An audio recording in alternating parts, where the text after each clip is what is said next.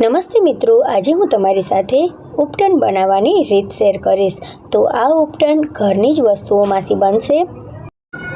આ ઉપટન એટલું ફાયદેમંદ છે કે તમને જો ખીલના ડાઘા હોય કે કોઈ પણ બીજા ડાઘા હોય ચામડી ઉપર, તેમજ કોઈ પણ પ્રકારનું ઇન્ફેક્શન થયું હોય તો આ ઉપટન તેને ખૂબ જ સરળતાથી દૂર કરશે અને તમારી ત્વચાને એકદમ ગ્લોઈંગ બનાવશે, સાથે સાથે તમારી ત્વચાને નિખાર પણ આપશે। તો ચાલો ઉપટન બનાવવાની રીત શરૂ કરીએ। આમાં જે વસ્તુઓ ઉપટન બનાવવામાં મેં વાપરી છે તે તદ્દન કેમિકલ ફ્રી છે, ઘરની જ વસ્તુઓમાંથી બનશે અને આપણે અહીંયા જે કુદરતી વસ્તુઓ છે જે એન્ટિસેપ્ટિકનું કામ કરે છે તે વસ્તુઓનો ઉપયોગ કરીશું, જેથી આપણું ઉપટન છે તે આપણા શરીર માટે એન્ટીબેક્ટેરિયલ હોય, એન્ટી ઇન્ફેક્ટિવ હોય।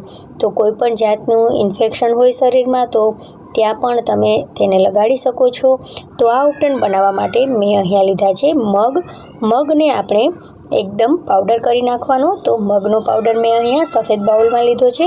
હવે અહીંયા મેં ગુલાબની પાંખડીઓ લીધી છે, જેને મેં ક્રશ કરી અને આ રીતે તેનો પાવડર બનાવી લીધો છે। તો ગુલાબની પાંખડીઓ શું કરશે કે આપણી જે ત્વચા છે તેને મુલાયમ બનાવશે અને એકદમ તેને ગ્લોઈંગ લુક આપશે। તો હવે શું કરશું કે તેને પણ આપણે મગના પાવડર સાથે મિક્સ કરી દઈશું। તો અહીં આપણે પોણી વાટકી જેટલા મગ લીધા છે, તો તેમાં પા વાટકી જેટલી આપણે ગુલાબની પાંદડીઓ નાખીશું। તો આ રીતે આપણે જે વસ્તુઓ આપણી સ્કિન માટે ઉપયોગી હોય ને તે વસ્તુઓનો આપણે ઉપયોગ કરવાનો છે।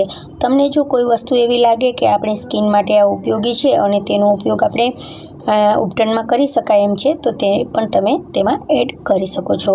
હવે અહીંયા મેં લીમડાનો પાવડર લીધો છે। કડવા લીમડાના પાનને મેં સૂકવી દીધા અને પછી તેનો આ રીતે પાવડર બનાવી લીધો છે। તો આ પાવડરને પણ આપણે તેમાં એડ કરી લેશું। આ પાવડર જે લીમડાનો પાવડર બને છે તે એન્ટીબેક્ટેરિયલ હોય છે, એન્ટી સેપ્ટિક હોય છે, જેથી ત્વચામાં કોઈ પણ જાતનું ઇન્ફેક્શન હોય તો તે તેને દૂર કરે છે। હવે આપણે તેમાં થોડીક હળદર પણ એડ કરી દઈશું। હળદર પણ એન્ટીબેક્ટેરિયલ છે, એન્ટીસેપ્ટિક છે, એટલે જો કોઈ પણ પ્રકારના ઘાવ હશે શરીર ઉપર, તેમજ જો ખીલના ડાઘા હોય, ખીલ હોય કે પછી કોઈ પણ પ્રકારની ફોડકીઓ થઈ હોય ને તો તેને પણ આ ઉપટન દૂર કરશે। તો આપણે અહીંયા હળદરનો પણ ઉપયોગ કરીશું ઉપટનમાં। તો હળદર પણ એન્ટિસેપ્ટિક તરીકેનું કામ કરે છે। હવે આપણે તેમાં ઉપયોગ કરીશું તુલસીનો ભૂકો, એટલે કે તુલસીના પાનનો ભૂકો। તુલસીના પાનને આપણે પહેલાં સૂકવી દેવાના, પછી તેને ક્રશ કરી લેવાના। આ રીતે તેનો પાવડર બની જાય પછી આપણે તેને ઉપટનમાં એડ કરી દઈશું। તુલસી પણ એન્ટિસેપ્ટિક છે, તે એન્ટીબેક્ટેરિયલ છે, તેથી આપણી સ્કિનને એકદમ સરસ મજાની ગ્લોઈંગ રાખશે અને તંદુરસ્ત રાખશે। તુલસી બધાના ઘરમાં હોય છે, તેથી ખૂબ જ સરળતાથી પ્રાપ્ત થઈ જાય છે। તો આ રીતે આપણે તુલસીનો પાવડર પણ તેમાં એડ કરી દઈશું। હવે આ બધી વસ્તુઓને આપણે સરસ રીતે મિક્સ કરી દઈશું। મિક્સ થઈ જાય પછી આપણે આપણું ઉપટન જે બન્યું છે ને તેને આપણે એક એરટાઇટ કન્ટેનરમાં 3 થી 4 મહિના માટે સ્ટોર કરીને રાખી શકાય છે।